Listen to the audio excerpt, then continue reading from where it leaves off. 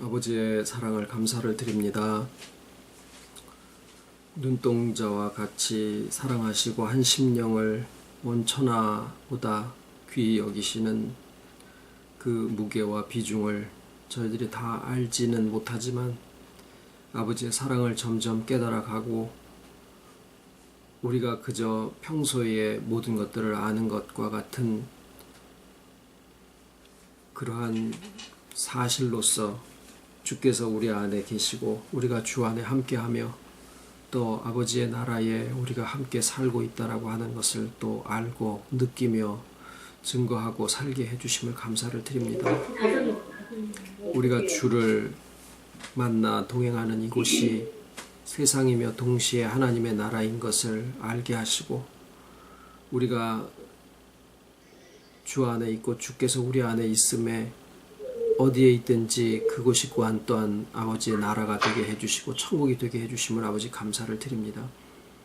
닥쳐지는 모든 일들이 때로 이해치 못하는 상황에 있다 하더라도 모든 것이 합력하여 선을 이루실 것을 또 알기에 그리스도의 사랑에서 누가 우리를 끊지 못하는 믿음 위에 아버지 앞에 감사를 드리고 이 시간에도 주어지시는 모든 말씀과 또 예배 위에 아버지 지혜의 영을 더하셔서 깨달음 있는 시간 되게 하시고 그 말씀이 우리의 삶의 인격에 얼마든지 나타나 하나님의 풍성하심을 또한 증거할 수 있는 귀한 삶 되게 해주시옵기를 예수님의 이름으로 기도드립니다. 아멘.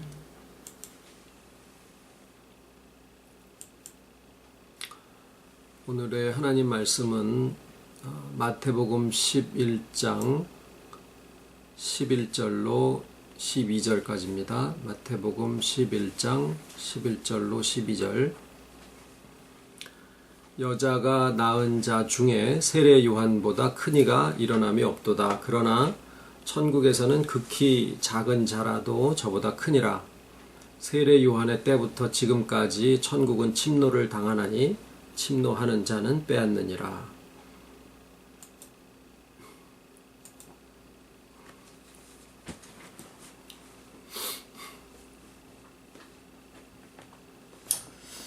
오늘 말씀은 소위 난해절이다 라고 하는 구절 중에 하나입니다.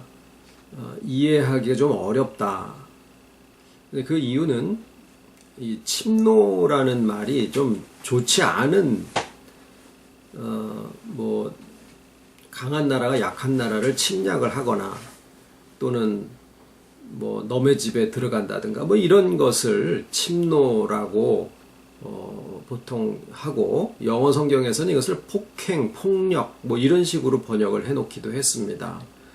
그러니까 천국을 그런 침노나 또는 폭행 이런 용어와 연관을 해서 잠시만요.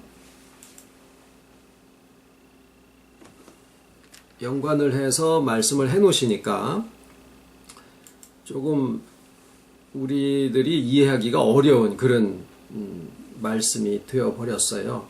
그런데 성경에는 우리가 이해를 못해서 그렇지 난해절이라는 것은 없습니다. 다 내가 기존에 알고 있던 바로 볼 때는 조금 이해가 되지 않는다 이런 것이지 실제로 그 안에 있는 주님의 뜻을 우리가 알게 되면 오히려 한 믿음이 자라날 수 있게 해주는 말씀들이 바로 이런 소위 난해절이다라고 하는 그 안에 담겨져 있는 비밀들이죠. 그래서 난해절 또 소위 좀 이해하기 어렵다라고 하는 구절을 생각할 때는 그 구절만 딱 띄어가지고 생각하지 말고 그 구절이 속해 있는 전체 장이나 또는 이제 그걸 문맥이라고 하죠. 또는 마태복음이면은 마태복음 전체를 이렇게 설명하고 있는 저자의 어떤 경향 또는 예를 들어서 요한이 쓴 요한복음에서 어떤 그런 구절을 발견했다 그러면 요한 1, 2, 3서나 요한계시록처럼 한 저자에 의해서 기록된 그분의 신학이 어떻게 구성이 되어 있는 이런 쪽으로 해서 보기도 합니다. 또는 당시의 사회적인 정황이 어떤지, 역사적인 상황이 어떤지 이런 것들도 고려를 해보기도 합니다. 그래서 오늘 이 구절 여자가 낳은 자 중에 세례 요한보다 큰 이가 일어남이 없도다. 그러나 천국에서는 극히 작은 자라도 저보다 크니라. 여자가 낳은 자가 무슨 말이냐. 왜냐하면 예수님도 여자가 낳은 분 중에 하나인데 뭐 그런 거라든가, 그러면은 또 천국에서 극히 작은 자라도 저보다 크다라고 하니까 그러면 세례 요한은 천국에 못 들어갔다라는 얘기인가? 이런 질문들이 나올 법하죠. 그리고 천국이 어떻게 침략하듯이 어떤 폭력에 의해서 이렇게 쟁취해서 가지고 갈 수 있다라고 얘기를 해놓으신 이 뜻은 또 무슨 것인가? 이런 내용에 대한 것을 오늘 좀 같이 나눠보려고 합니다.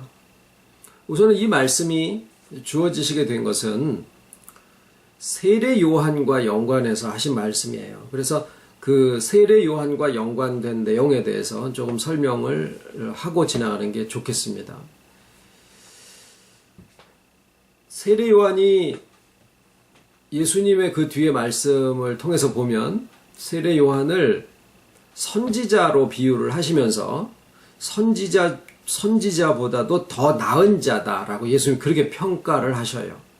그 이유는 뭐냐면 다른 선지자들은 예수님이 오시는 것을 또는 그때 당시에 하나님의 뜻을 증거를 하고 있었는데 세례 요한은, 그러니까 다른 선지자들이 증거한 것은 하나님의 말씀과 또 하나님을 증거를 했다라고 하면 세례 요한은 하나님과 하나님의 말씀을 증거하면서 동시에 현장에서 보내실 이 그리스도가 예수께서 곧 보내실 자 그리스도다라고 하는 그 사실을 사람으로 나타나신 예수님을 증거를 했어요. 그러니까 하나님과 말씀을 증거를 한 게 선지자라고 하면 세례 요한은 하나님과 말씀과 사람으로 나타나신 그분을 증거하는 데까지 갔기 때문에 다른 분들에 비해서 굉장히 현장성을 가지고 있죠. 그래서 예수님 말씀에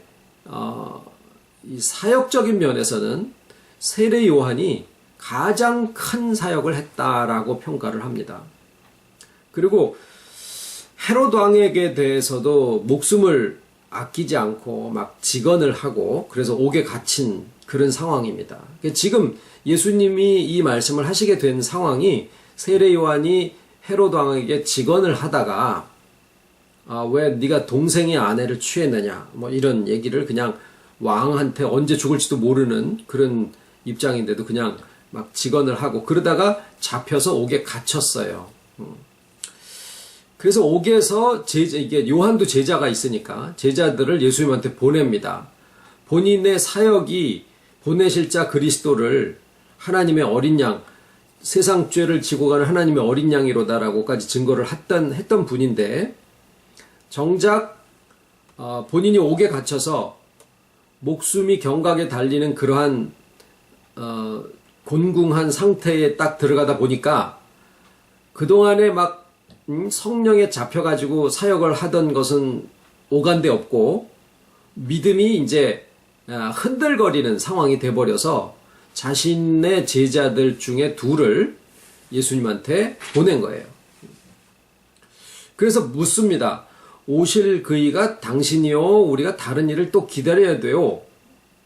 그렇게 묻습니다. 그러니까 예수님이 그 말씀을 들으실 때 좀 슬프셨을 것 같아요.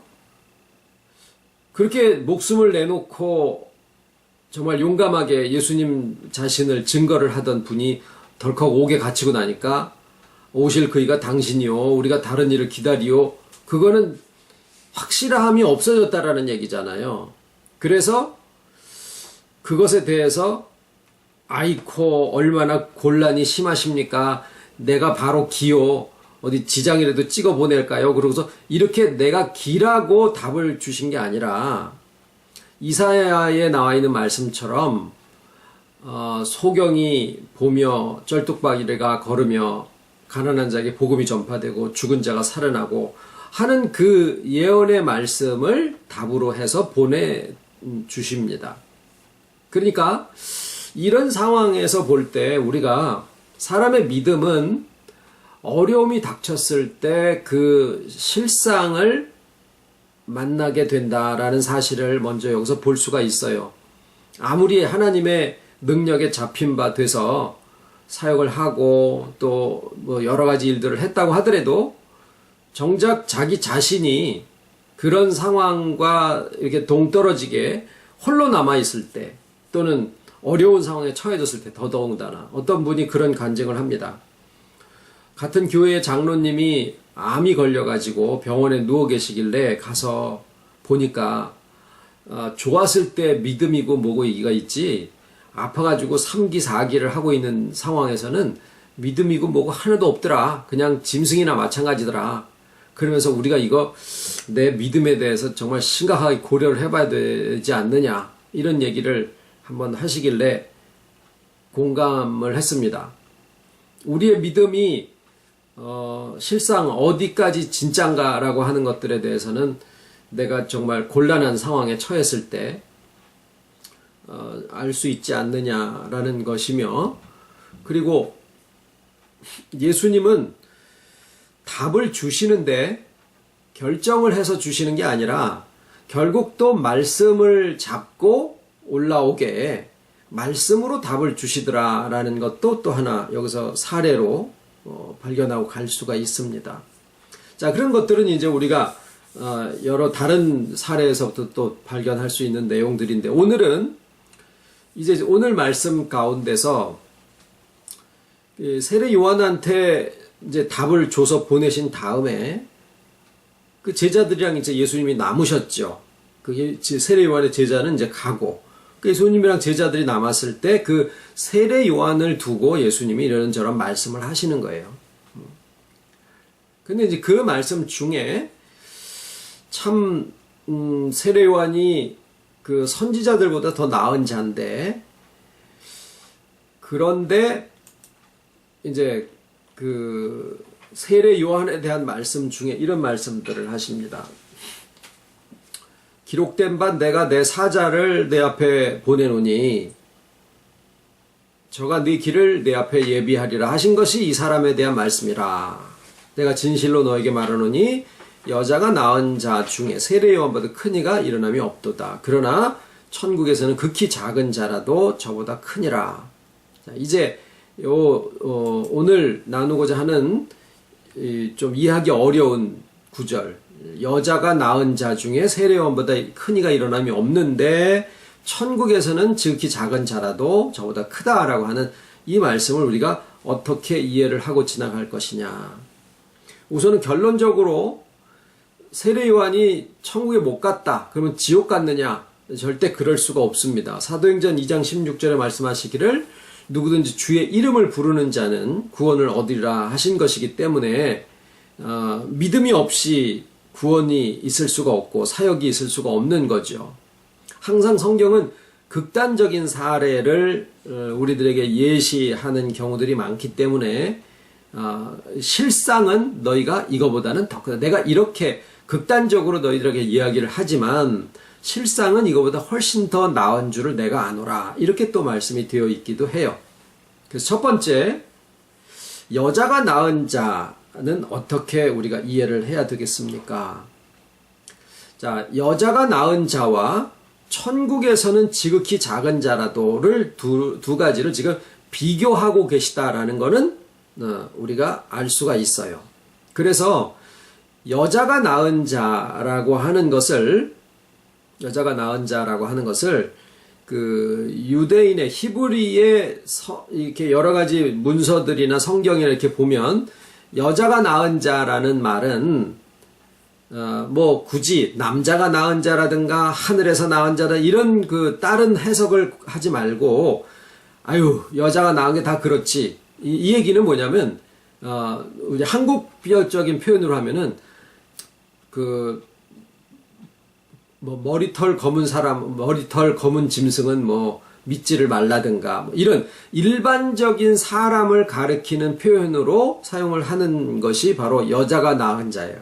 그러니까 일반적인 출생의 방법으로, 그러니까 무슨 아담처럼 창조가 됐다든가 해와처럼 분리 분식이 됐다든가 뭐 이런 어떤 출생의 방법에 대한 얘기가 아니라 평소에 그냥 이야기를 할 때 여자가 낳은 자가 다 그렇지 뭐 이러면은 아유 그 인간이라는 게 다 그렇지 뭐 별 수 있어 이런 정도의 내용으로 사용되는 표현이다라는 거예요.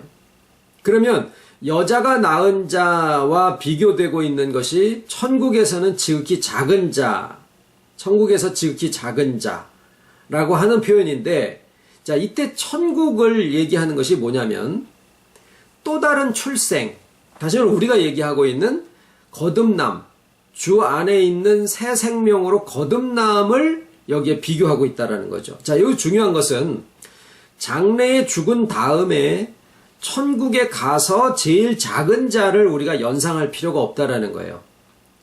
지금 현재 예수님이 말씀하고 계실 당시에 여자가 낳은 자와 그 다음에 천국에서 지극히 작은 자의 비교는 일반적인 출생과 그 다음에 주 안에 있는 새 생명으로 거듭난 자의 생명, 이 두 가지를 비교하고 계신다라는 거예요. 이 구절 안에서는. 그런데 일반적으로 낳은 자들이 갈 수 있는 최고의 삶의 의미는 자기가 무엇을 했느냐. 인간이 세상에 태어나서 일반적인 출생으로 태어나서 호랑이는 가죽을 남기고 사람은 이름을 남기는데 세상에 이 사람이 태어나서 남기는 이름 중에서 가장 가치 있는 일이 무엇이냐. 하나님의 뜻을 전하는 것인데 그게 선지자의 사역이거든요. 근데 그 선지자의 사역 중에서도 가장 존귀하고 가치 있는 일을 한 것이 바로 세례 요한이다. 왜?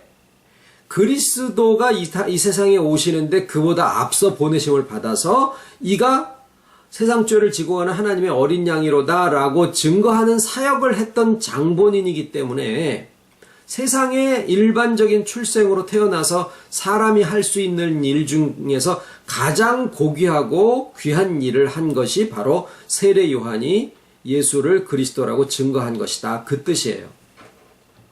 그런데 지금은 사역의 현장에서 배제된 거예요. 옥에 갇혀서 사역과 상관이 없이 자기 스스로가 남았을 때 거기에 무엇이 문제가 되느냐 하면 내가 하나님 앞에 무슨 일을 했느냐라는 게 문제가 되는 게 아니라 내가 주 안에 있는 새 생명으로 거듭난 것이냐라고 하는 것이 더 중요하다라는 것이죠.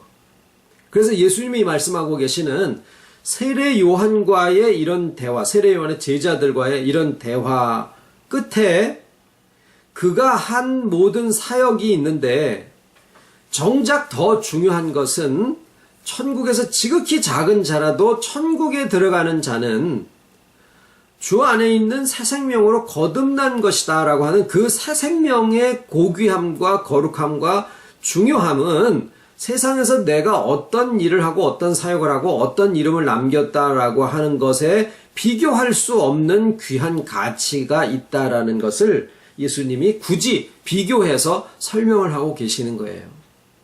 그렇다고 이 상황에 예수님의 이 말씀이 세례 요한이 그러한 믿음 가운데 들어오지 못했다라고 단죄, 정죄하는 것을 얘기하는 게 아닙니다. 만약에 그 세례 요한이 그 말씀을 듣고 믿음을 회복해서 자기의 사역에 의해서가 아니라 자기의 믿음에 의해서 천국에 대한 것을 발견할 그런 믿음을 갖지 못했다라 그러면은 그러한 말씀을 주어 보내지도 않으셨을 거예요.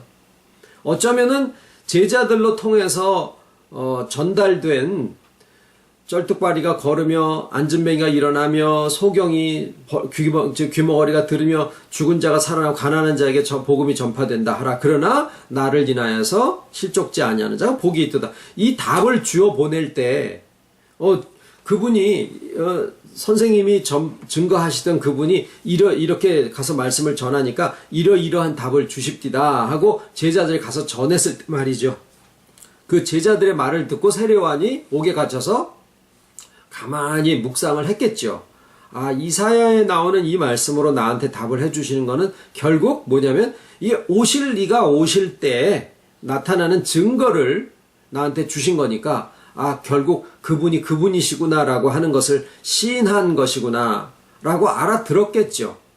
그래서 사역에 의한 것이 아니라 나의 믿음이 주와 하나 되는 그 믿음 가운데서 새 생명으로 거듭난 이것이 천국에 들어가게 하는 것이지 내가 일한 것, 사역한 것으로 해서 가는 게 아니구나라고 하는 것을 분명히 깨달았을 거다라고 믿습니다. 그러나 거기에 대한 결론이 지금 중요한 게 아니고 이 두 가지 상황을 놓고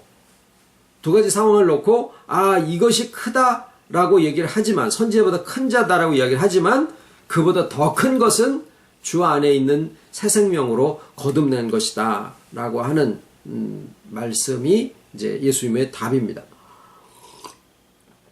그러면은 여자가 낳은 자 중에 세례 요한보다 큰 이가 일어남이 없도다. 그러나 천국에서는 지극히 작은 자라도 저보다 크다라는 말씀에 대한 설명을 드렸는데 그 다음 이어서 나오는 모든 율법과 선지자에 예언한 것이 세례 요한까지인데, 그러니까 세례 요한이 올 거를 증거했다 이것을 얘기하는 게 아니라, 왜냐하면 예수님도 이 율법과 선지자가 증거를 한 분이시잖아요. 그러니까 성경의 율법과 구약의 율법과 선지자가 세례 요한의 때까지만 증거를 했고 그 다음에 오시는 예수님에 대한 것은 증거를 안 했느냐 이런 뜻이 아니에요. 무슨 얘기냐면은 구약의 모든 선지자와 율법이 하나의 예언인데 그 예언이 세례 요한까지가 그 예언의 범위에 포함된다. 그러니까 세례 요한이 신약의 사람이지만 분명히, 그러나 세례 요한까지가 구약의 예언과 선지자라고 할 때 그 세례 요한도 거기에 포함이 된다 그 말이에요. 세례 요한이 하는 사역도 구약의 선진들의 예언하는 사역에 포함된다 그 말이에요. 그래서 그 모든 증거가 예수 그리스도를 증거를 하고 계신다 이런 의미로 말씀을 한 거예요. 그러니까 율법과 선지자 예언한 것이 세례 요한까지니 너희가 만일 즐겨 받을진대 오리라 한 그이가 바로 곧 이 사람이라 라고 증거를 합니다. 그런데 이제 그 뒤에 세례 요한의 때로부터 지금까지 천국은 침노를 당하나니 침노하는 자는 빼앗느니라 이렇게 되어 있는 이 부분이 이제 하나의 조금 이해하기가 어려운 구절로 되어 있어요. 근데 아까 말씀드린 것처럼 난해절, 즉 증명되어지지 않는 그러한 구절은 없다 성경에. 단지 우리가 현재 이해치 못할 뿐이고 그 이해치 못하는 그 내용을 풀어주실 때 우리는 복음의 한 단계 또 그 안에 있는 그 감춰져 있는 세계를 알고 또 들어갈 수 있다라고 말씀을 드렸죠. 그러면 침노라는 말을 이제 왜 난해절이냐면 이제 보통 이 말씀을 들을 때 이제 좀 그 천국에 대해서 사모함이 뭐 크다든가 또는 우리가 어떻게 이제 성화를 좀 이루어야 되는데라는 그러한 갈급함이 있는 신앙인들이 이 구절을 가지고 어떻게 이해를 하느냐면 내가 뭔가 좀 열심을 내서 하늘나라의 그것을 내가 좀 가지고 주님을 위해서 성화를 좀 많이 이루어야 되겠다라고 하는 그런 열심의 뜨거운 마음을 가지려고 할 때 이 구절을 가지고 이제 자기를 좀 격려를 하는 경우들이 있습니다. 천국은 침노하는 자가, 힘센 자가 아니라 힘쓰는 자가 빼앗는다라고 하셨으니까 나도 뭔가 좀 열심을 내서 천국을 내 것으로 가져야 되겠다 이런 뜻으로 이제 우리가 이해를 하는 경우들이 많아요. 크게 틀린 거는 아닙니다. 그런데 왜 하필이면은 그 많은 말 중에 열심도 있고 간절함도 있고 절실함도 있고 뭐 진실함도 있고 여러 가지가 있는데 왜 하필이면 폭행이라든가 또는 침노 이런 말을 써서 사람을 헷갈리게 하셨을까라는 거예요. 자, 조금 전에 드린 말씀도 그렇지만은 예수님이 세례 요한한테 주어 보낸 답도 아이고 당신이 사역을 그렇게 했을지는 몰라도 지금 곤궁한 상태가 되니까 당신의 믿음이 형편없구려 하고 이렇게 꾸짖거나 핀잔을 주거나 책망을 하는 식으로 말씀을 하시는 게 아니에요.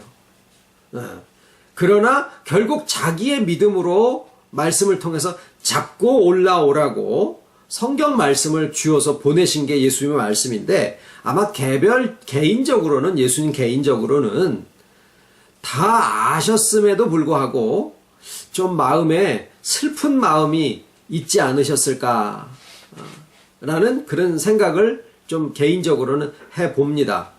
자, 그러면 다시 돌아와서 침노하는 자와 천국이 침노를 당한다라고 했을 때, 그것을 알기 위해서는 세례 요한의 때부터 지금까지 천국은 침노를 당하나니, 이게 요 세례 요한의 때부터 지금까지라고 하는 것을 먼저 좀 생각을 해봐야 돼요. 그것이 시간적인 흐름을 얘기하는 것은 아닙니다. 왜냐하면 세례 요한이 예수님보다 사역을 시작한 것도 먼저고, 그 다음에 태어나기도 6개월 먼저 태어났어요. 그러니까 모계 쪽으로, 외갓집 쪽으로 친척이에요. 그러니까 세례 요한하고 예수님이 어린 시절을 또 같이 지냈을 수도 있어요. 그러니까 마리아하고 엘리사벳이 같은 레위 지파로서, 그러니까 쉽게 얘기하면은 목사님 딸들이라든가 하여튼 그런 식이에요. 그때 당시에 레위인, 제사장 이런 계통은 다 성전 일을 받들고 그랬었으니까. 그러니까 서로들 알고 지내는, 그러니까 세례 요한이 예수님을 만났을 때 예수님을 난생 처음 보는 사람이 아니라 예수님에 대해서 익히 알고 있었고, 또 어쩌면은 예수님이 이렇게 신앙적인 서열이라든가 또는 가족적인 계보를 볼 때 더 윗사람이 아니었나라는 생각도 할 수도 있어요. 나이 어린 삼촌 이런 거 있잖아. 이런 식으로. 그래서 세례 요한이 영적으로는 예수님에 대해서 또 알고 있는 바가 있었고, 또 마리아로부터 들은 바도 있을 수도 있고, 또 육적인 계보가 조금 더 위일 수도 있고, 아이고 내가 오히려 세례를 받아야 될 텐데 어찌하여 나한테 세례를 받으러 오십니까? 그러니까 예수님도 그것에 대해서 굳이 변명을 안 하시고 모든 거 이렇게 다 같이 해가서 합력해서 선을 이루는 것이 좋다. 또 이렇게 표현을 하기도 하신 걸 보면, 그런데 이제 나이도, 그러니까 6개월 먼저 태어났고 사역도 세례 요한이 먼저 했으니까 세례 요한의 때로부터 지금까지 천국은 침노를 당하나니라고 했을 때, 그게 물리적인 시간의 경과로 세례 요한이 먼저, 그 다음에 예수님이 나중이라고 하는 그런 어떤 순서를 얘기하는 것은 아닙니다. 이거는 뭐냐면, 그렇다고 천국을 얘기를 할 때 죽은 다음에 가서 얻는 그 천국을 얘기를 한다 그러면은, 하늘나라에 있는 천국이 무슨 침략을 당하나, 무슨 폭행을 당하나, 이게 이제 이해가 잘 안 되는 거예요. 그러니까 여기에서 얘기하시는 세례 요한과 비교할 때, 요 뒤에 얘기하시는 세례 요한의 때로부터 지금까지 천국은 침노를 당한다라고 했을 때, 이 천국이 가지고 있는 함축적인 이 배후에 있는 말은 뭐냐면, 예수님이 예수님 스스로를 가리켜서 표현하기를 천국이다라고 표현을 하고 계시는 거예요. 그러니까 지금 마태복음 11장 전반적인 내용은 예수님이 세례 요한을 증거하시는 거예요. 세례 요한은 선지자보다 나은 자니라, 율법과 선지자가 예언한 바가 이 세례 요한까지다. 이런 모든 말씀들을 세례 요한을 증거하는 것 같은데, 그 세례 요한이 곧 예수 그리스도를 증거를 하신 거기 때문에 세례 요한을 증거할수록 예수님이 결국에는 자기 자신을 증거하시는 폭이 되는 거예요.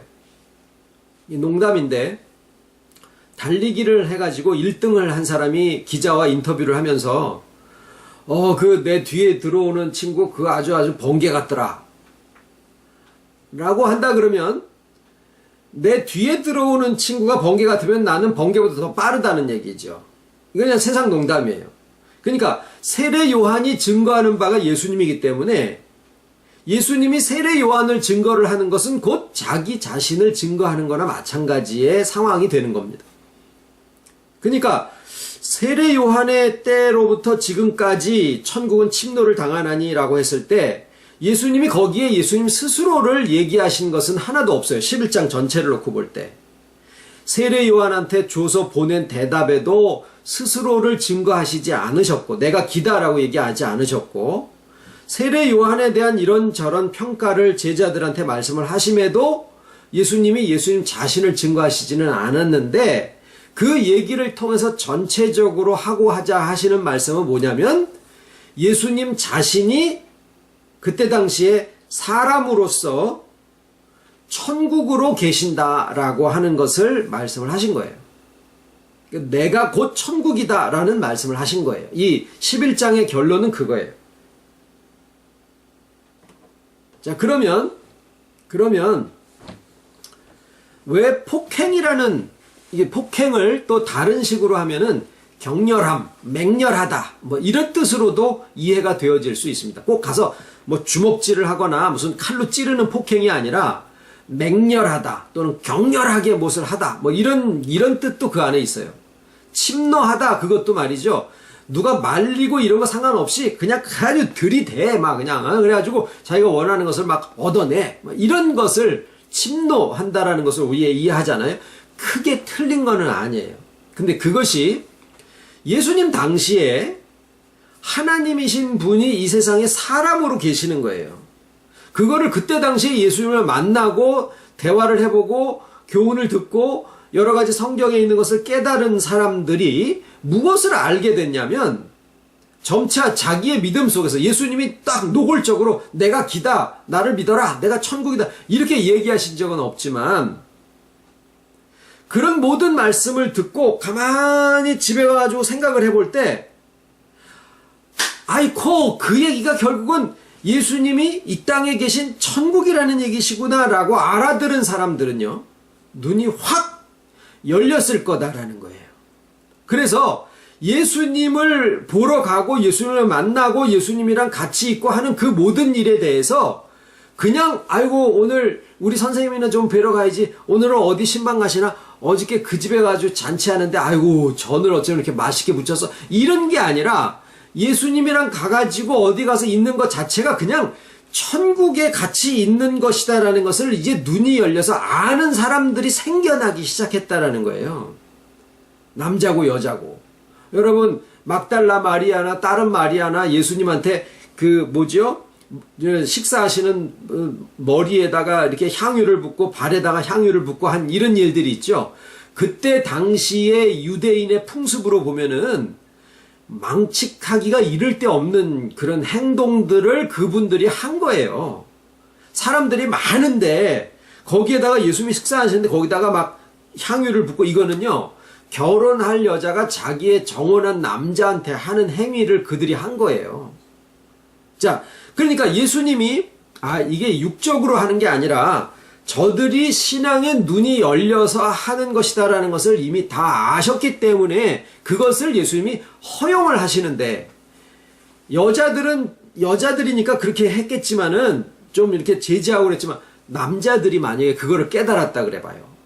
그러면 막 예수님을 가가지고 막 끌어안고 막 그냥 그러는 남자들이 성경에 기록은 안 돼 있지만은 있었을 거로다가 생각을 할 수 있는 상황들이 많아요.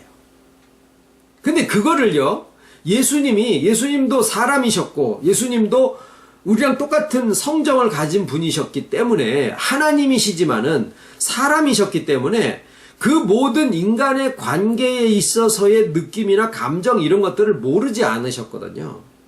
그러니까 어떻게 됐을까요? 시달림을 받으시는 느낌도 있었다라는 거죠. 근데 그것을 예수님한테 와가지고 예수님이 곧 이 세상에 임하신 천국이다라는 것을 안 사람들이 예수님한테 와서 뭐 주먹질을 하거나 뺨을 치거나 무슨 뭐 폭행을 하거나 그러지는 않았을 거예요.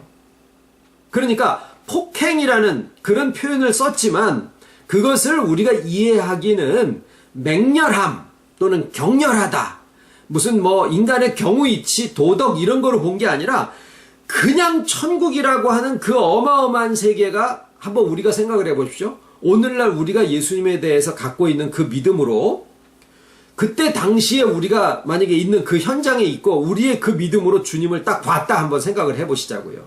그러면은 우리도 눈이 확 열렸다라는 게 좋은 말이지만은 안 좋은 말로 하면 눈이 확 뒤집혔다라고 볼 수도 있는 거예요. 아침에 일어났는데 천국이 저기 있어. 그러면은요, 달려가가지고 그냥 어떻게 할지를 모르는 거죠. 그러는 상황들이 그때에 있었을 가능성이 얼마든지 있다 그 말이에요. 다행인 것은 그때 당시에 우리가 없었기 때문에 오히려 다행일 수도 있고 아닐 수도 있어요. 근데 여기에서 주의해야 될 게 있습니다. 오늘날 어떤 사람들이 나와서 내가 곧 재림 예수다 라고 얘기는 안 하지만 말씀을 쫙 풀어가지고 봐라, 주님이 다시 오시게 되어 있는데 내 안에 오셨다. 나는 김아무개 이아무개지만 내 안에 주님이 오셨기 때문에 여러분들이 지금 만나는 분은 곧 예수님이다 라고 이야기를 하게 되면 사람들이 아이코 저분 안에 주님이 오셨군요 라고 그렇게 가서 그 사람에게 매달리는 일들이 많이 있다라는 거예요. 그런데 그것은 복음적이지 않습니다. 그러면 이렇게 얘기를 하죠. 아니, 그때 당시에 예수님이 사람이셨는데 사람이신 예수님을 보고 하나님이라고 믿는 거나 지금도 어떤 사람이 있는데 그 사람 속에 하나님이 임하셨다고 그 사람을 하나님으로 믿는 거나 다를 것이 뭐냐? 그때 믿음이나 지금 믿음이나 똑같지 않느냐라고 종주먹을 들이대고 달려들 거예요. 답은 이렇습니다. 천국이 결정나는 것은 우리들의 믿음이 어떤 정도의 절실하냐에 따라서 결정되는 게 아니라 무엇을 믿느냐라고 하는 것에 따라서 결정되는 거예요. 그러니까 그때 당시는 예수님이 하나님이신 예수님이 사람으로 천국으로서 이 땅에 계셨고 그렇기 때문에 그때 당시에 제자들은 그 자기 앞에 있는 사람 앞에서 그 믿음을 가져야지 됐었던 세계인데 지금은요. 지금 계시는 예수님을 우리가 만나고 그 예수님에 대한 믿음을 가지고 있어야지 되는 거예요. 지금은 어떤 믿음이냐면 그때가 하늘의 미랄의 시대라 그러면 지금은 많은 미랄의 시대예요. 많은 미랄은 뭐냐? 예수가 많다 그 얘기가 아니라 모든 택하신 자들에게 주님이 부활하시고 승천하신 게 곧 우리의 심중에 오셔서 우리와 하나 되신 것이거든요. 그러니까 지금의 예수님은 어떤 개별적인 사람으로서 계시는 시대가 아니라 믿는 자들에게 오셔서 다 각자에게 하나가 되셔서 각자로 하여금 주 안에서 회복되고 자기다움으로서 충만해지게 하시는 그 역사의 시대에 지금 우리가 있는 거기 때문에 지금 우리가 주님을 믿는 것은 사람으로서 계시는 예수님을 그때 당시처럼 만나는 게 아니라 오늘날 우리 안에서 나 자신으로서 계시는 주님을 만나는 세계를 우리가 믿는 것이 오늘날의 믿음이에요. 그런데 그때 당시에 예수님을 천국으로서 만나서 믿었고 그때 쟁취해서 가진 그 천국과 오늘날 우리 안에서 내가 주 안에 있고 주가 내 안에 계심으로써 회복되어지고 내 안에서 소유되어지고 내 안에서 충만해져 가는 그 천국을 비교해 볼 때 차이가 없다라는 거예요. 그때 그 주님을 만난 사람들에게서 이루어지는 인격의 천국과 죽은 다음의 천국보다도 그들이 살아있을 동안에 이루어지는 인격 안에서의 천국과 삶 속에서 이루어지는 천국, 그것과 오늘날 주 안에 있는 우리들이 내 안에 인격 속에서 나의 삶 속에서 이루어져가는 이 천국이 비교해 볼 때 전혀 차이가 없다라는 거예요. 오늘의 천국은 오늘의 믿음에 의해서 결정이 되어지게 되어 있습니다. 오늘의 믿음은 2000년 전을 지금이랑 끌어당겨서 오는 지금을 2000년 전에다 갖다 적용을 해가지고 하는 그 믿음이 아니라 현재의 주님이 어떠한 상태로 계시느냐라는 것을 알고서 그 주님을 믿는 그 믿음이 바로 오늘의 믿음이에요. 그러니까 베드로는 자기 앞에 있는 33살 난 어떤 총각을 놓고 주는 그리스도시요 살아계신 하나님의 아들이시니다. 파요나 시모나 네가 복이 있도다. 이를 내게 알게 하는 혈육이 아니요 하늘에 계신 내 아버지시니라. 이것이 그때 당시에 베드로의 신앙 고백이었던 것이고 오늘날의 신앙 고백은 뭐냐면 주께서 승천하셔서 앉으신 하나님의 보좌가 바로 나의 마음의 가장 깊은 내면이 바로 여기가 주의 보좌로 소이다. 내 안에 주가 계시고 주 안에 내가 있음으로써 주 안에 있는 나를 회복하고 주 안에서 내가 충만해져 가는 나의 삶을 감사하나이다. 이게 오늘날의 베드로와 같은 동일한 수준의 신앙 고백이에요.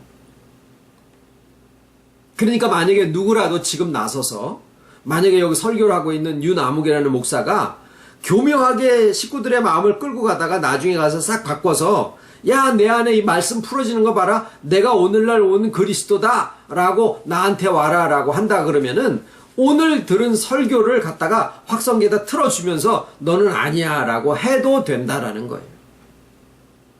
오늘날의 주님은 이제 각자 안에서 같이 더불어 먹고 마시면서 나로 회복하게 하시고 나로 주 안에 있는 나로서 충만하게 하시는 그 주님이 오늘날의 현 주소의 주님이시고 그 주님을 우리가 내 안에서 만나는 것이 오늘날의 믿음입니다.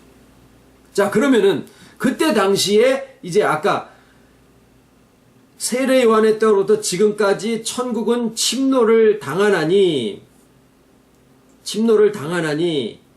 침노하는 자는 빼앗느니라 라고 했을 때 그 침노를 당한다를 이제 영어에서는 뭐라고 표현을 하느냐면은 폭행에 시달린다 라고 표현을 하고 있어요.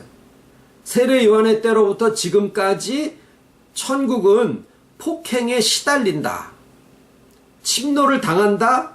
폭행에 시달린다. 조금 의미가 다르긴 하죠. 근데 그것을 폭행을 주먹으로 치는 폭행이 아니라 격렬함, 맹렬함이라고 이해를 해본다 그러면 세례 요한의 때로부터 지금까지 천국을 아까 말씀드린 대로 예수님 자신이라고 보면 사람으로 계실 때니까 야, 지금 천국은야 이제 알아듣는 사람들만 알아들어. 그래서 제일 뒤에 뭐라냐? 귀 있는 자는 들어라. 귀 있는 자는 들을지니라 라는 말씀을 주신 거예요. 그 얘기는 뭐냐면 알아듣는 사람들은 알아듣지.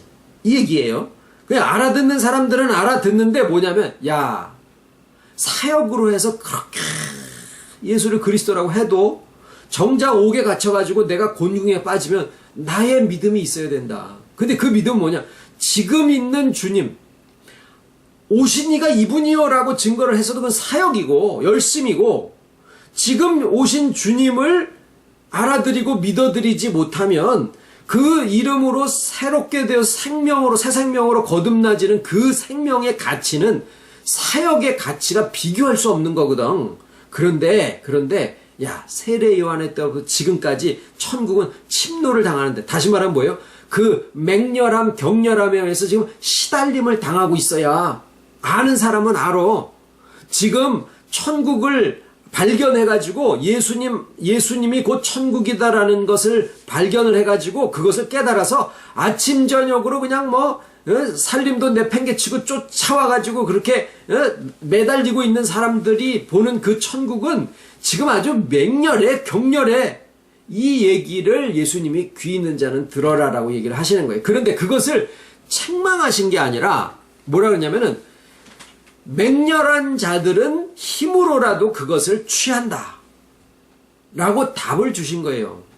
그러니까 뭐냐면 천국의 비밀을 알았잖아요. 그러면은 놈들이 가지 말라고 해도 막 그냥 밀고 들어가가지고 그 천국을 소유하는 사람들이 힘들게는 해도 그 사람들이 그 맹렬한 그 격렬함 절실함 그것은 예수님이 책망하신 게 아니라 오히려 허용을 하셨더라라는 거예요. 내가 이렇게 하면은 다른 사람들이 뭐라고 생각할까? 나를 그냥 이상한 사람으로는 쳐다보지는 않을까? 막달라 마리아가 자기가 살아났는데, 예? 놈들이 뭐라고 하든 내가 일곱 귀신 들려가지고 막 머리 비비 꼬고 막 이렇게 하고 돌아다니던 여잔데 예수님을 만나서 그 일곱 귀신 들린 데서부터 나음을 받았어요. 자기 삶을 다시 회복했어요. 자기 삶을 다시 찾게 된 거예요. 그러니까 놈들이 뭐라고 하고 무슨 아비 없는 자식이니 별소리를 다 해도 상관도 안 하고 아이고 나의 주님이요 나의 하나님이시요 그러고서 그냥 가가지고 자기가 남편한테나 할 것 같은 그런 향유를 몇백만 원짜리를 결혼을 위해서 준비해놨던 거를 갖다가 부은 거예요. 예수님한테. 오늘날은 그런 일들이 벌어지지 않지만 그때 당시에 예수님이 그때 당시를 놓고 볼 때는 아이코 이런 격렬함도 있는 것이 지금 세상이다. 지금 이 시기다. 예수님이 사람으로 계실 당시에 지금이 그 시기다. 천국이 이렇게 가까이 와 있다라는 얘기를 하신 거예요. 그런데 그것도 힘으로라도 그것을 빼앗느니라, 취하느니라 라고 얘기를 하신 것으로 그것을 허용을 하신 거죠. 뭐라고 책망하시지 않고. 자, 그러면 이제 오늘날 와서 그때로부터 지금 2000년이 지나고 예수님은 더 이상 나사렛 예수로 계시지 않습니다. 누가 나타나서 내가 재림 예수요라고 하는 것도 우리가 구별해서 분별해 버릴 수 있는 그런 믿음의 지각을 가진 시대가 됐다 그 말이에요. 그러면 지금의 믿음은 무엇이냐? 지금은 아까 말씀드린 것처럼 주님이 이미 부활하시고 승천하신 그 승천의 하나님 보좌 우편이 곧 어린 양의 보좌가 놓인 자리인데 그 어린 양의 보좌가 놓인 자리가 곧 우리의 인격의 가장 깊은 내면이시더라라는 거죠. 거기로서 우리의 영혼의 형태로 믿음의 결국 곧 영혼의 구원을 이루어 가시는데 그 결국은 뭐냐? 그리스도의 장성한 분량에 충만한 데까지 이르게 하려 하심이니라. 결국 하늘과 땅을 아우르는 그 충만의 세계를 우리를 위해서 예비해 놓으시고 오늘이라고 일컫는 날을 통해서 내게 닥치는 모든 일들이 합력해서 선을 이루게 하시는 믿음 속에서 그 일을 지금 선한 일을 시작하시고 그 일을 결국 이루어 가시고 있는 그 주님을 각자 자기 안에서 내 안에 주 안에 함께 더불어 마시는 동행하시는 그 주님을 우리가 발견했을 때 오늘 또다시 이 믿음 속에서 그 맹렬함과 격렬함으로 다른 사람들을 의식해서가 아니라 주님에 대한 그 마음으로 그때처럼 천국을 힘으로 내가 취한다라고 해도 주님은 그것도 허용하신다라는 거죠. 왜? 그때 천국과 지금 천국이 전혀 다르지 않기 때문에 그렇다라는 겁니다. 그래서 내가 가지고 가야 될, 회복해야 될 것들이 귀한 것들이 많습니다. 가족도 회복해야 되고 나의 상처 입은 심령도 치유를 받아야 되고 나의 자식들의 교육 문제도 있어야 되고 내가 어릴 적부터 신앙 안에서 기도하고 있었던 여러 가지 기도의 제목들이 있으실 거예요. 그런데 그 모든 것들이 다 성취되는 곳이 생명나무고 거기가 하나님의 나라, 천국인데 그 천국이 바로 어디에 주어졌느냐면 믿음 위에 주어지고 그 믿음으로 눈이 열려졌을 때 그것을 취하고자 하는 그 열심이 바로 여기에 침노라는 표현으로 맹렬함, 격렬함 이런 것으로 지금 표현이 되어 있는 것입니다. 그래서 오늘 말씀을 통해서 세례 요한이 천국에 갔나 안 갔나 이것을 궁금해할 필요도 없고 여자가 낳은 자 아니면은 또 무슨 출생이 또 있나라는 것을 궁금해할 것도 아니고 오직 우리가 처음부터 받은 믿음 뭐예요? 주께서 우리 안에 오셨고 우리와 하나 되시고 내가 주 안에 주와 하나 되어 있는 그것으로 실상 내가 주 안에 있고 주께서 이미 내 안에 계시다라는 것을 알면은 내가 천국에 가기 위해서 죽을 필요가 없다라는 거예요. 왜? 이미 여기에서도 천국을 하나님에 대한 모든 뜻한 바가 성취되어지는 것이 이미 우리가 오늘이라고 일컫는 날 동안에 되어지는 것을 우리가 깨닫는다라고 하면 나의 오늘이라고 하는 삶이 얼마나 소중하며 또 얼마나 마음이 급해지며 또 얼마나 반대로 마음이 평안한지 이 믿음 가운데서 오는 그리스도의 사랑에서 어떤 환난이나 위험이나 기근이나 적시나 칼이 우리를 그리스도의 사랑에서 끊을 수 없는 이 평안함과 담대함을 내가 소유했으면 문빗장을 딱 걸고 누구도 너의 평안을 빼앗아가지 못하게 하라. 기도하겠습니다. 고마우신 아버지, 우리가 살아있는 동안에 먼지와 같은 오늘이라고 일컫는 날 동안에 참 천국을 발견하고 또 천국을 내가 소유하고 천국을 내 안에 성취해서 누리고 갈 수 있고 이것이 내 것이 되어진다라고 하는 이 사실을 자고 깨어서 일어날 때 잠이 깨는 것처럼 우리의 마음의 눈이 열려서 주님 바로 내 안에 계시는데 어디를 더 갈 것도 아니고 무엇을 더 성취를 하려고 애를 쓰는 것이 아니라 오직 주께서 내 안에 계시다라고 하는 이 한 가지 사실을 놀래서 일어나는 것처럼 또 깨닫기를 원합니다. 그 안에 모든 것이 있고 그 안에 모든 회복과 충만이 이미 예배되어 계시고 이미 우리에게 주셨다라는 것을 우리가 알아갈 때 그 아는 믿음이 그리스도의 장성한 분량에 충만한 데 이르게 하시는 것을 알려주셨사오니 이미 성취된 것을 깨달아 자기 것으로 만들어 가져갈 수 있는 저희들이 다 되게 하여 주실 것을 믿고 감사를 드리오며 아버지의 사랑하시는 자녀들 또 그 자녀들의 또 자녀들 그 귀한 생명 하나님의 축복들이 이 세상의 믿음의 자녀들로 얼마든지 성장할 수 있도록 빛을 보면서 또 어둠을 볼 수 있고 어둠에 속했더라도 빛을 바라볼 수 있는 그 믿음의 지각 속에서 자라갈 수 있도록 우리 부모님들에게 믿음과 명철을 더하시고 모든 순적한 길로 이끌어 주셨기를 간절히 소원을 드립니다. 저희들 하나하나의 귀한 가정들마다 모든 기도의 제목들 이미 아버지 안에서 흠량하신 바 되시고 또 이미 갚아주신 것을 믿음으로써 가지고 살아갈 수 있기를 간절히 바라와 모든 말씀을 예수님의 이름으로 기도드립니다. 아멘.